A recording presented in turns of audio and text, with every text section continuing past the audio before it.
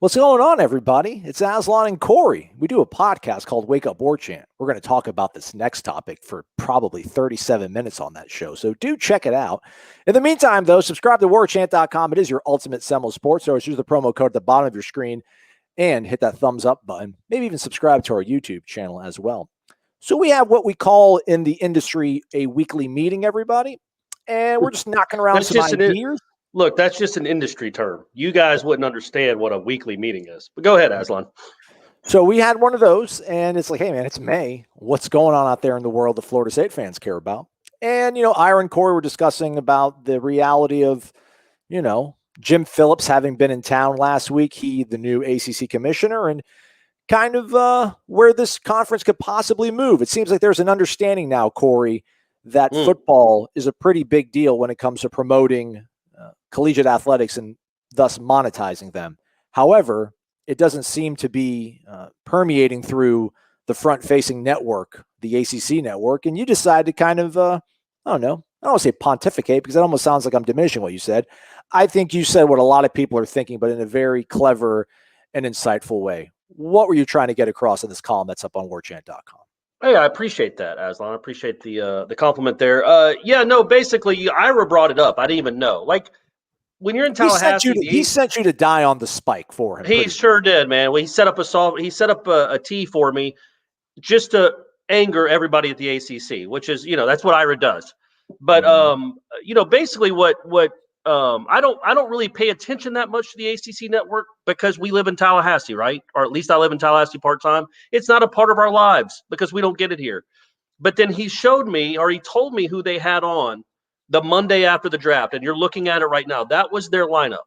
And this is Packer and Durham, which is the flagship. It's the only live daily show on the ACC network. It's supposed to keep you up to date with all ACC comings and goings in sports.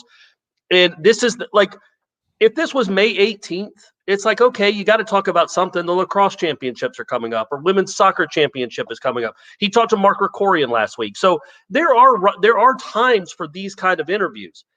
But the day after the draft, the first show after the NFL draft, when you're trying to be a football-centric network or conference, sorry, not a network, clearly, but a football-centric conference, and this is your lineup that you go with, and this is I have no ill will towards lacrosse at all. Or your man, Dallin Cuff. Yeah. But why not Mac Brown? He had guys drafted. Why not Dabo Swinney, who had the number one player in the country taken? Why not that player himself? And I juxtapose that with what they do at the SEC network. They're all in on football. I don't know if you guys have noticed. They're all in on that sport.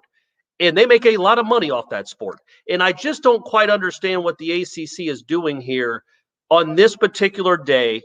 Really, almost every day, really. I just don't know what audience you think you're bringing in when you do 3 straight lacrosse interviews. The day after, really any day, but it's certainly the day after the first show after the NFL draft. It doesn't make sense from a financial viewpoint because aren't you trying to get ratings? Aren't you trying to get viewers? And aren't you trying to get sponsors so you don't have to keep watching the night vision binocular commercials and the Joe Namath commercial? Aren't you trying to up everything?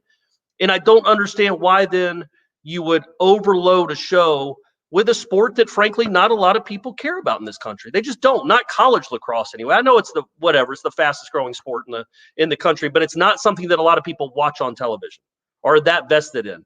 So why do that when instead there were 40 ACC players drafted.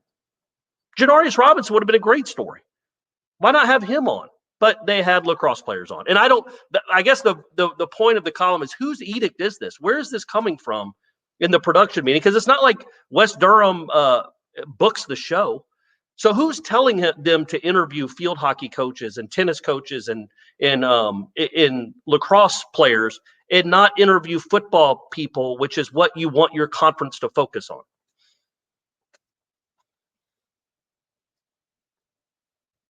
Hey, man, I can't hear you. I'll unmute myself. There you go. I was taking some sips out of my Slurpee here. My mom made me a smoothie. I'm living at home with my mom right now, everybody. It's awesome. Nice. Baby photo of me over there. It's my brother and I. What should give people some solace, some comfort here, I think, is the fact that we're still kind of in the infancy stages of the ACC network trying to find its footing. So this is probably obvious its first iteration. They want to be, to your point, the high school yearbook. Everybody gets a page, lacrosse, golf, swimming, everybody come on out. Let's show everybody what we're all about. There is going to be, a reckoning where they're going to have to realize, okay, we need this thing to make money. We need this thing to promote things that are going to bring eyeballs to the network that people care about. So I do think this, I don't want to give you too much credit, Core, but I don't know what's been the response. Have you looked at any of your mentions? Because I feel like this is going to be a hot button topic, and this is going to get people talking about what they want to do with the future of this network in terms of what they're programming, because I get that they don't want to be the SEC part two. Like, they don't want to copy everything the SEC network is doing, but man, it's not a bad blueprint to follow, because they've got lots of money, and everybody in this conference needs some of that too. Well, not only that, Aslan, but I put it in the column, and you can read right there. It's on the who Feinbaum had the week of the draft, and that's their flagship show on the SEC network, of course. And these are also podcasts, all of these shows. So you're trying to make money twice on it. You're trying to make money on the TV network side and also the podcast side. And then you see who Packer and Durham had. And I don't know what your goal is. If it's not, why wouldn't you want to be the SEC part two? Like, that's where the money is. And when I put it in the column, I looked it up. The ACC network on Twitter has 72,000 followers, which is essentially what War Chant has in the same neighborhood. The SEC network has 1 million. And I didn't put this in the column, but they had a snippet. They how they'll do snippets of interviews and put and tweet them out. They had a snippet of the lacrosse interview with one of those kids, the Moreno kid, maybe. They had a snippet of that interview about a minute and a half long, and it had 1,200 views. The video I tweeted out of my son, my 12-year-old, hitting a home run in a nondescript, who cares, Little League baseball game, had 10,000 views. Like, the ACC network, your whole goal is to make money. That's your edict. That's your whole goal. You started the race way too late. You got the SEC and Big Ten were already lapping around the field. But just because you started late doesn't mean you take this whole other path and think that that's going to work. I see those commercials. I know that we still don't have it in Tallahassee. So it's obviously clearly not a money-making, eyeball-drawing network. Well, part of that, I think, is just this overall, I don't know, pathos within the conference that we're gonna treat every sport as if it's football, except football. Like lacrosse has more interviews the week leading up to the draft and then after the draft than football does. I don't quite understand what they're trying to do. And hopefully it does change, because it doesn't make sense otherwise to have a network to get into the game, to get into the race, and then you see the blueprint that clearly works. And instead you give people, I am taking a shot at lacrosse. Lacrosse isn't as popular as football. It's not 100th as popular as football. So then why then is it dominating your show when your show should be all about getting ratings and getting? It's somebody texted me, Aslan, or tweeted me, and I wanted to get your take on this. Basically saying that would you want Wake Up War Chant to be football 365 days a year?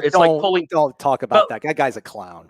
But like the point of the matter is, yeah. If you and I talked about lacrosse or softball a majority of the time, Gene would no longer employ us. Like, the point of this show is to get listeners and to talk about what the majority of people are interested in. Not everybody. Obviously, there's niche audiences for everything. There's niche audiences for this show. But the point of a network is to draw viewership and to draw an audience. It's the same thing with broadcast. It's called broadcast, kids. Broadcast. Yeah. You want a broad. So then why would you not want your network to talk about the thing, focus almost 90% of the time on the sport that makes the most money? That's clearly the most important. I have a contrarian viewpoint on that, but I'm not going to do it here. I'm going to do it on the podcast, because our podcast is doing well, by the way, because we do talk about football all the time. I know that bothers some people, which is odd, but as we go out, let's just enjoy this young man right here, Brady Clark. Everybody, you got the sound up? I want to hear that crack of the bat. Here we go. Got cranked up. Let's look at those views. Screen. Here we go. Look at those views. 11,000. Let's go. Oh, well, that was the blistered big 3-run dong. Big 3-run dong to they had a 1-run lead. Obviously, I gave him a 4-run lead in the second to last inning. There's Andrew Lee, number 52, biggest kid I've ever seen. He hits the ball over those trees, so he's a little different. But But yeah, man, that was exciting. That was a good time. That was a good time. I appreciate you giving him some more love. His ego's not big enough. He needs all this he can get. But yeah, so the ACC network could do a show just on kids' little league highlights. That would be something. Like just media members, little league kids, and what they do. You do something different. Just don't overload us with lacrosse all the time, folks. Not all the time, but there's something different. That's the father of Brady Clark. He's touching all the bags. Thanks for watching this. We're going to do an entire podcast about it. It's called Wake Up Warchant. Hopefully you'll listen to us, and we'll talk to you there. Thanks, Corey. Hey, you got it, Aslan.